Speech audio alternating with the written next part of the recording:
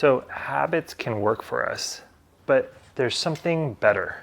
So I was talking with a client this morning about the 3 things that they want to be doing in the morning. And they were getting one done super consistently. So they wanted to meditate in the morning. They wanted to get some movement in during the day, which is perfect for people with ADHD. And then they wanted to do their version of journaling. And the morning pages super often were just not happening. But that really set them up for success during the day. It helped them process through emotions and think through like just what is top of mind, what is going on, offload that so that way it's not causing drag through the rest of the day. So we're talking through just that bottleneck. This person actually brought up like, oh, there's that difference between habits and systems. We talked through like, what is the difference between habits and systems? Why do systems work better than habits? Habits are internal. It requires you to remember something. With our working memory and ADHD, like that's impaired. We're not gonna reliably remember to just do something.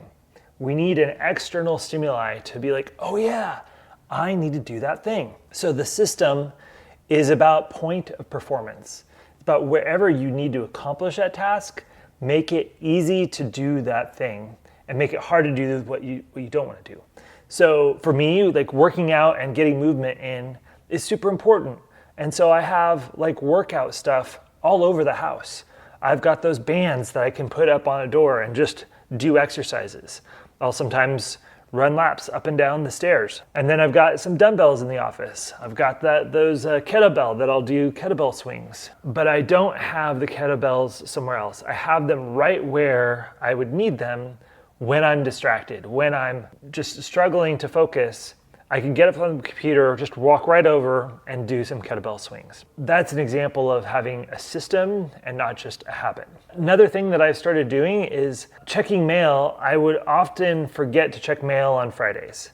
Going to the mailbox in our neighborhood, it wasn't happening. So it's like, well, what if I just did that every day? When I'm going to pick up my daughter from daycare, I come back and I just check mail. Even if I know there's not gonna be mail every day, but that way I don't have to remember. It's just this thing that I would always do when I come home from bringing daughter back from daycare. In business, if you're an entrepreneur, how can you systemize something so you're not relying on your memory to get it done? Because executive functioning is gonna make it really hard to remember. You're just not gonna do it. So how can you plan ahead for what you need to do and not rely on your memory? Design your environment to make doing the thing easier, and what you don't want to do, make that harder. So I'm thinking back to Flowcraft and how could you apply Flowcraft to your life?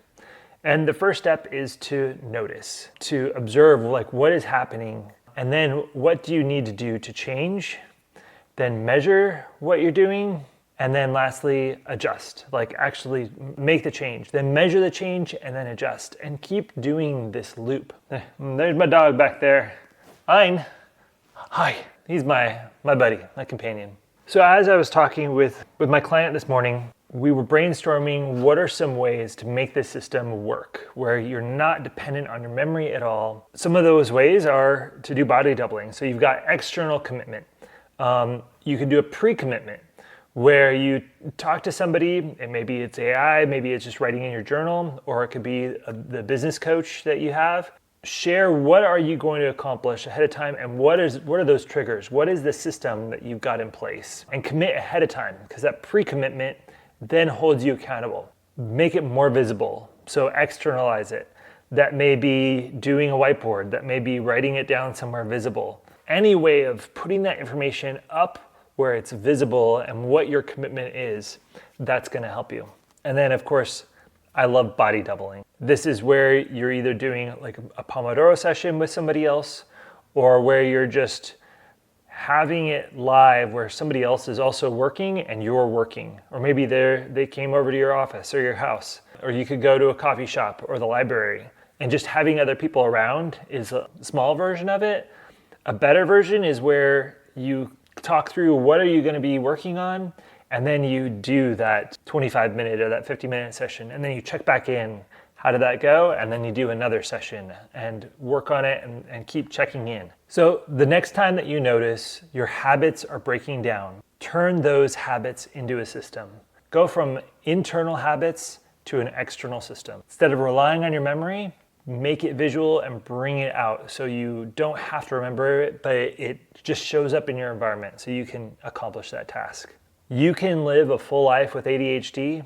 It just takes a little bit more work to be intentional for the things that you're not as good at and embracing those things that you are good at so you can live fully and run free. So I hope that you are able to do the same thing, that you're able to find what works for you, what systems and routines are gonna unlock the fullness of your potential. If you need some help with that, I'd love to chat with you about one-on-one coaching or group coaching. And also just follow along in this journey as I share more of these tips and tricks for living your best life with ADHD. I'll see you in the next one.